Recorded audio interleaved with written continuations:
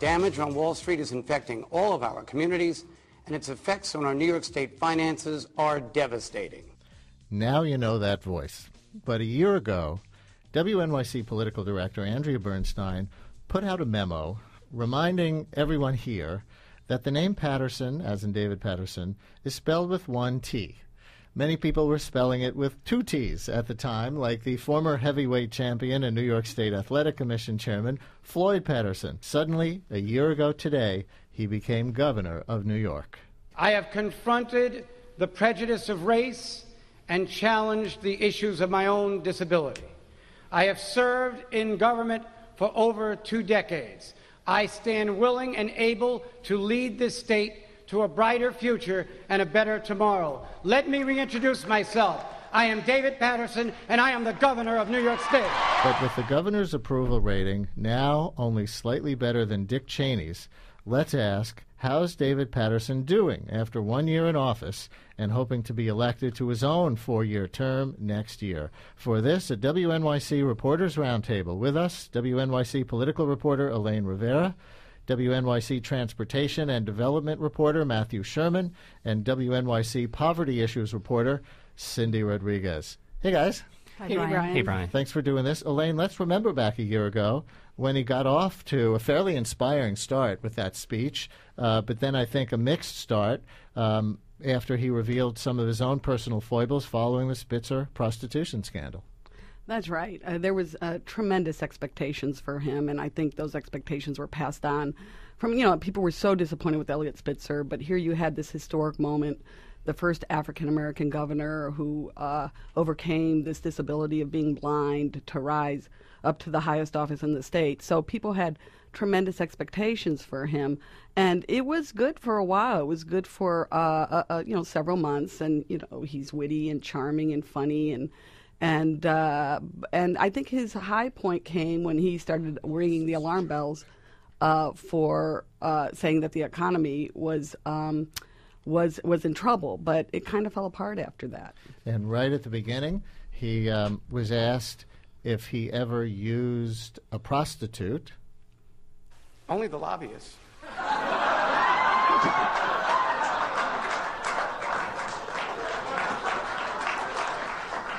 That's why we want campaign finance, Jacob. Only the lobbyists. Now, that was from his first day news conference, right? I think so, yes. And that was considered a real breath of fresh air. I don't think we've had the lobbying reform, the so-called good government reform, that a lot of people have been hoping for. No, but I think all his time has been taken up with this economic crisis. Also, he's been very disappointing to progressives because if you look at his record when he was the minority leader of the state Senate, he was very, very progressive on things like drug reform and environmentalism. And now he's looking, I think, to 2010, and he wants to get reelected. So he's playing things down the middle. And Matthew, I know you actually have to go in a few minutes because there's this event taking place around a possible compromise to save the MTA fare for now. But you've been covering development and transportation mostly. Later, we'll do a separate segment later in the hour about what may be this new MTA compromise. But what's Patterson's role been in looking for a fix? Brian, this is, in a way, the first real test of his leadership, his ability to get the legislature to do what he wants outside of the budget amendments he's made so far. He is in charge of the MTA. The MTA is actually a state authority.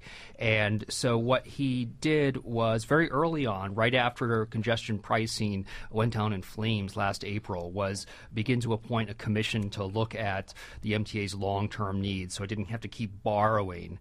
And he appointed as the chairman of that commission Richard Ravitch, the former MTA chairman. Turns out to be a brilliant pick on his part because Ravitch is just such a great spokesman for the MTA. He has a lot of moral authority. Legislators, everyone that I speak to pretty much on both sides of this issue really respect him and can't say anything bad about him. And so Ravitch came up with this plan that, among other things, calls for tolls on the East River bridges and a payroll tax. And in the interim, this plan has morphed from a plan to fund long-term projects like the Second Avenue subway to plug the short-term deficit the MTA is facing. As you mentioned, this is unrolling today. The state Senate Democrats don't want the tolls, and they're unveiling it right as we speak, their alternative proposal, and then Paterson at noon and will give his response. And will be interesting to see how strong is he, how does he at once be diplomatic and also show leadership. Well, this MTA bailout, and we know that the head of the MTA, Lee Sander, went public a few months ago and actually used the word draconian for the fare hikes and service cuts which could be imposed at their March 25th meeting if nothing is done to save their financial bacon in the short run. And you're right, the Ravitch Commission was supposed to look at the long-term future of the MTA, and now it's gotten bogged down on the short-term stuff. It's a political football because people on the other side of the East River or Harlem River from Manhattan don't like the tolls. People who run businesses don't like the payroll tax idea. They kind of need to do one of these things, I think, in order to keep the fares and service cuts from becoming draconian in the short term. So it's a political football and keeps being passed around. They were trying to negotiate this behind the scenes with a lot of goodwill. Matthew, do you think these consecutive news conferences, this hour and the next hour, mean that this is broken down and now they're negotiating in public? Pretty much. That's what's happening, for sure. And the one criticism I do hear from transportation advocates is that Paterson, even though he did a good job appointing Ravitch to lead this commission and such, he hasn't really been out there pushing this plan himself. In fact, he's let Ravitch do most of the lobbying with legislators, and Paterson's sort of taken a back seat. And maybe if he brought a little bit more of his authority to bear, it would have gone a little bit further than it has so far. Cindy, David Paterson came out of a poor community. He was state senator from Harlem. He was very identified over the years with these issues himself. Has he fostered this agenda as governor? Well, Brian, I think there's mixed reviews. I think he gets a lot of credit often from advocates on what he's done with food stamps, for instance. He's made them much more accessible. He's tweaked the laws or taken advantage of different rules that will allow certain families to receive more food stamps. I think during the summer he actually applied for some energy assistance for a certain group of people who don't usually pay for energy bills, or people in public housing, people who use Section 8, so that they could get more food stamps each month. And I think the increase was on average about $131 for about 90,000 people here in New York City. He's also eliminated a rule that would check people's assets. So this would typically benefit, for instance, a low-income senior who maybe owns a house but still is not bringing in a lot of money.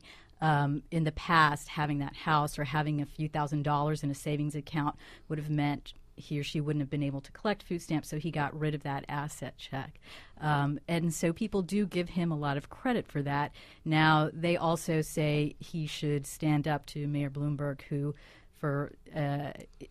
in one example, insists that people still be fingerprinted for food stamps. Statewide, in other parts of the state, that's not required. And there's also this exemption that would allow for people who are unemployed, who are not taking part in a welfare to work program, to receive food stamps beyond 3 months. Mayor Bloomberg has stood pretty firm that he doesn't want that exemption here in New York City. That's an interesting story, and that's one that hasn't been in the headlines very much. So that's an unresolved difference of opinion between the mayor and the governor over policy toward those populations. Yeah, that's correct. Well, I think that the Office of Temporary Disability Assistance, that's the office that sort of oversees these programs, they would say that the reason that they didn't come out against Bloomberg was because New York City has been good in increasing the access to food stamps.